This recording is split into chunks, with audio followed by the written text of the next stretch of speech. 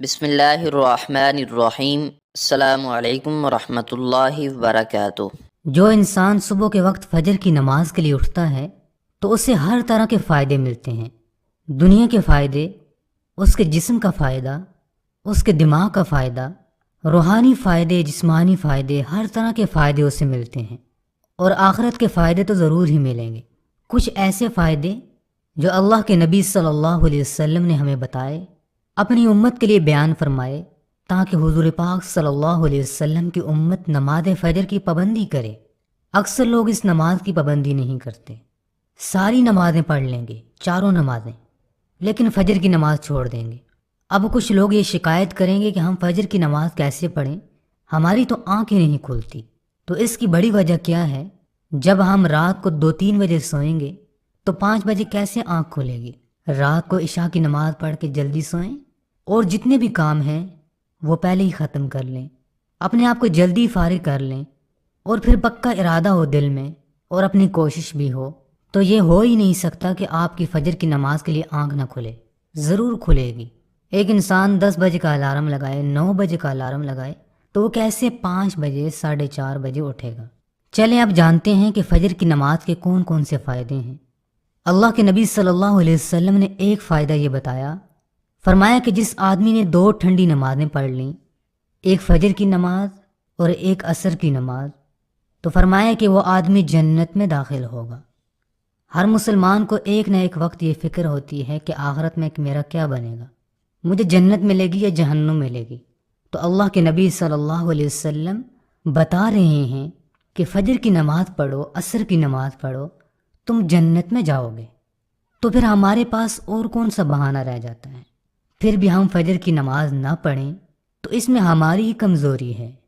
اللہ نے اور اللہ کے نبی صلی اللہ علیہ وسلم نے تو سب کچھ بتا دیا، کامیابی کا راستہ، ناکامی کا راستہ، کہ یہ کامیابی کا راستہ ہے اور یہ ناکامی کا راستہ ہے۔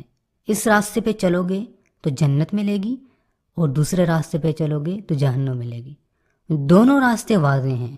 اب انسان جس راستے پہ چلنا چاہے، جس راستے کو چننا چاہے، وہ چن سکتا ہے، اسی راستے کو اختیار کر سکتا ہے۔ تو ایک تو فائدہ فجر کی نماز کا یہ ہے کہ فجر کی نماز کی پابندی کرنے والا انسان جنت میں داخل ہوگا۔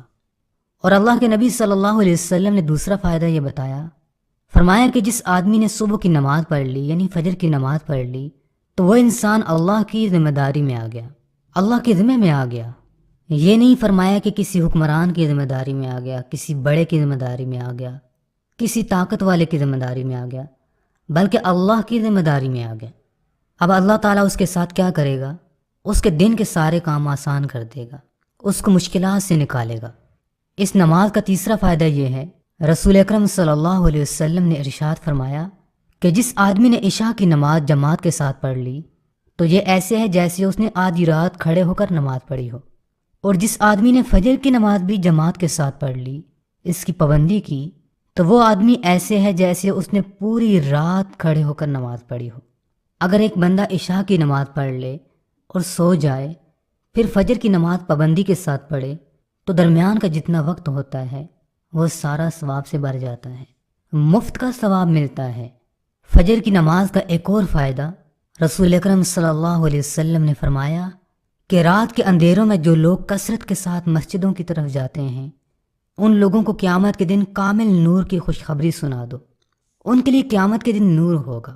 فجر کی نماز کے لیے انسان نکلتا ہے، اندھیرا ہوتا ہے، یہ اندھیرے والی نمازیں بڑی مشکل ہوتی ہیں، لیکن انسان قربانی دیتا ہے، وضو کرتا ہے، جا کے نماز پڑھتا ہے، تو اللہ تعالیٰ دنیا کے اندھیروں کے بدلے قیامت کے دن اسے روشنی عطا کرے گا، نور عطا کرے گا۔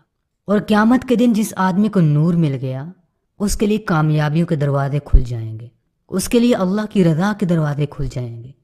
فجر کی نماز کا ایک اور فائدہ کہ جو انسان فجر کی نماز کی پابندی کرے گا، اس آدمی کے لیے اللہ کے نبی صلی اللہ علیہ وسلم نے دعا فرمائی، اللہ تعالیٰ سے یہ دعا فرمائی کہ اے اللہ میری امت کے لیے صبح کے وقت میں، یعنی فجر کے وقت میں برکت دے دے۔ جو انسان صبح فجر کی نماز کے لیے اٹھے گا یا نماز ادا کرے گا، اسے آپ صلی اللہ علیہ وسلم کی دعا لگ گئی، اس کے لیے پھر برکت تو لازمی ہے، پکی ہے۔ ہمارے دن میں برکت کیوں نہیں ہوتی؟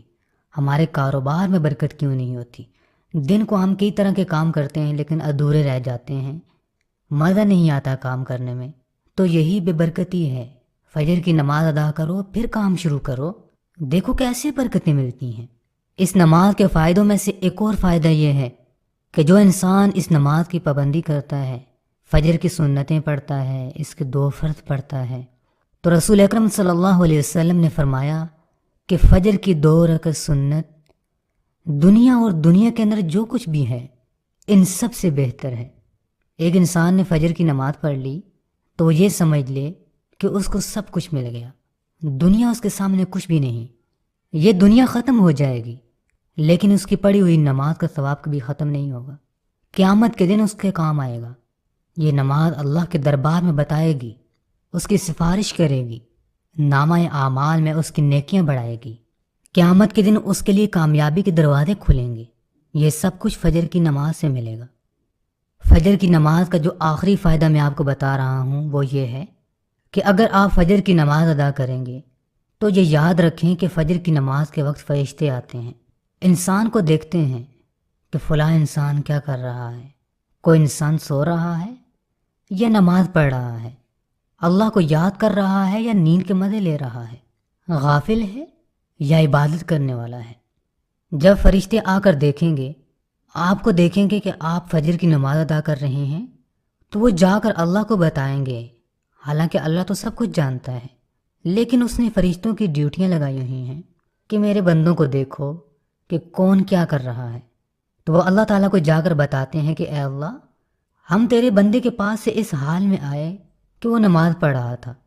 تو دیکھو کتنے بڑے بڑے فائدے ہیں، فرشتے آپ کے بارے میں بتائیں گے، آپ کا چرچا آسمانوں میں ہوگا، تو اس لیے اس نماز کی پابندی کریں۔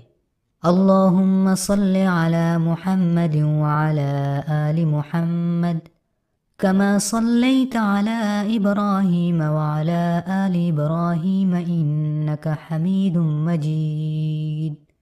اللہم بارک علی محمد وعلی آل محمد كما باركت على إبراهيم وعلى آل إبراهيم إنك حميد مجيد۔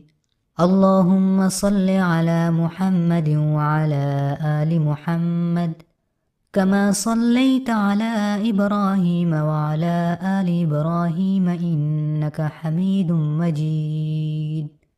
اللهم بارك على محمد وعلى آل محمد كما باركت على إبراهيم وعلى آل إبراهيم إنك حميد مجيد۔ اللهم صل على محمد وعلى آل محمد كما صليت على إبراهيم وعلى آل إبراهيم إنك حميد مجيد۔ اللهم بارك على محمد وعلى آل محمد كما باركت على إبراهيم وعلى آل إبراهيم إنك حميد مجيد۔